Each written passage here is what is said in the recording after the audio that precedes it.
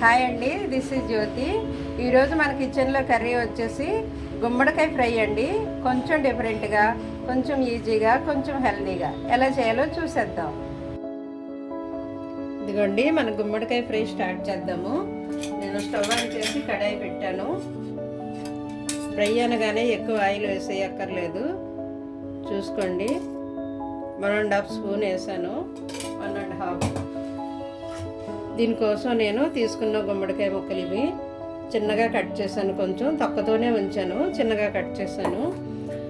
అలాగే దీనికోసం నేను పెద్ద ఉల్లిపాయ ఒకటి తీసుకున్నాను, కొత్తిమీర, కరివేపాకు నేను చిన్నగా కట్ చేస్తాను, ఏరి పడేయకుండాను. ఓకే, తర్వాత పోపులండి. పచ్చి శనగపప్పు, తొక్క మినపప్పు, జీలకర్ర, ఆవాలు. మినపప్పు, శనగపప్పు, జీలకర్ర, ఆవాలు వేసేస్తున్నాను ముందుగా అవి. తర్వాత నేను 4 పెద్దవి ఇవి వెల్లుల్లి 4 తీసుకున్నాను. ఎండుమిర్చి 1 తీసుకున్నాను. అన్నీ వేసేసాను. ఇవి కొంచెం పప్పులు వేగిన తర్వాత మనం ఉల్లిపాయలు యాడ్ చేద్దాం.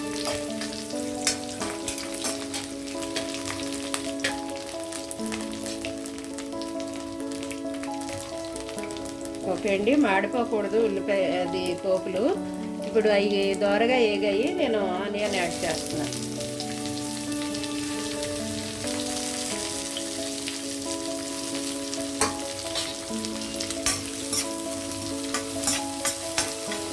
ఇప్పుడు మంట కొంచెం పెంచి, ఆనియన్ వేగాలి కదా, మంట పెంచాను. అయితే కొద్దిగా పసుపు, సాల్ట్ ఇప్పుడే వేసేద్దాం. పసుపు వేసాను. కూరకు సరిపడా సాల్ట్ వేసేస్తున్నానండి. ఇదిగో 1 అర టీ స్పూన్ వేస్తున్నాను.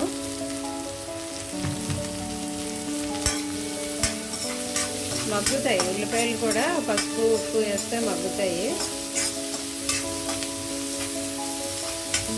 ఈ కొంచెం ఏగిపోయాయండి. ఏగిపోతే నేనేమో ఇప్పుడు కొద్దిగా కరివేపాకు, కొత్తిమీర కూడా యాడ్ చేశాను. మన మెయిన్ ఇంగ్రీడియంట్ గుమ్మడికాయ ముక్కలు వేసేసాను. ఒకసారి కలిపేసి అలా సిమ్లోనే మగ్గనివ్వాలండి. ఇందులో వాటర్ వేయక్కర్లేదు, మీరు అలానే ఆయిల్ ఎక్కువ వేయక్కర్లేదు. సిమ్లో పెట్టి అప్పుడప్పుడు అలా కలుపుతూ ఉంటే అవి మెత్తగా అయిపోతాయండి. ఓకే, దీనికోసం నేను చిన్నది అల్లం వెల్లుల్లి పేస్ట్ వేస్తున్నాను, కొద్దిగానే. ఇది చాలా చిన్న స్పూన్. ఇప్పుడు కలుపుదాం. అల్లం వెల్లుల్లి వేసాం కదా, ఒకసారి కలిపేసి సిమ్లో పెట్టేసి లిడ్ పెట్టేద్దాం, మూత పెట్టేద్దాం. చూద్దామండి మన కర్రీ ఎంతవరకు వచ్చిందో. నేను దీన్ని మధ్యలో 2 సార్లు కలిపాను, అంతే. సిమ్లోనే ఉంచాను. వాటర్ అసలు చుక్క కూడా వేయలేదు, అయినా ఉడికిపోయి చూసారా, ఇదిగో మెత్తగా అయిపోయింది.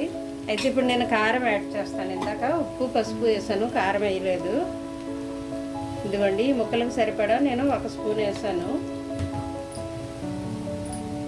కొద్దిగా జీరా ధనియా పౌడర్ వేస్తున్నానండి. ఇది చాలా చిన్న స్పూను, 1 పావు టీ స్పూన్ అలా వేసాను. అయితే ఇందులో కొంచెం మసాలా పౌడర్ వేస్తే బాగుంటుందండి. ఇదిగో మసాలా పౌడర్ వేసాను. ఇప్పుడు ఇవన్నీ కలిపేసి లాస్ట్లో కొత్తిమీర చల్లేసి ఆపేయడమేనండి, అయిపోయింది మన గుమ్మడికాయ ఫ్రై. చాలా ఈజీగా, డిఫరెంట్గా, కొంచెం కొత్తగా బాగుంటుందండి. టేస్ట్ బాగుంటుంది, ట్రై చేసి చూడండి. ఇదిగోండి, కారము మసాలాలు అన్నీ బాగా కలిసాయి. 1 మినిట్ మూత పెట్టేసి ఉంచుదామండి. చూద్దామండి మన గుమ్మడికాయ ఫ్రై అయిపోయిందండి. ఇప్పుడు దీని మీద కొత్తిమీర వేసి, ఫైనల్గా కొత్తిమీర చల్లేసి ఆపేద్దామండి. ఓకే, అయిపోయింది. డిష్ అవుట్ చేయడమే దీన్ని ఇప్పుడు. ఇదిగోండి, మన గుమ్మడికాయ ఫ్రై రెడీ అయిపోయింది, డిష్ అవుట్ అయిపోయింది. Thank you.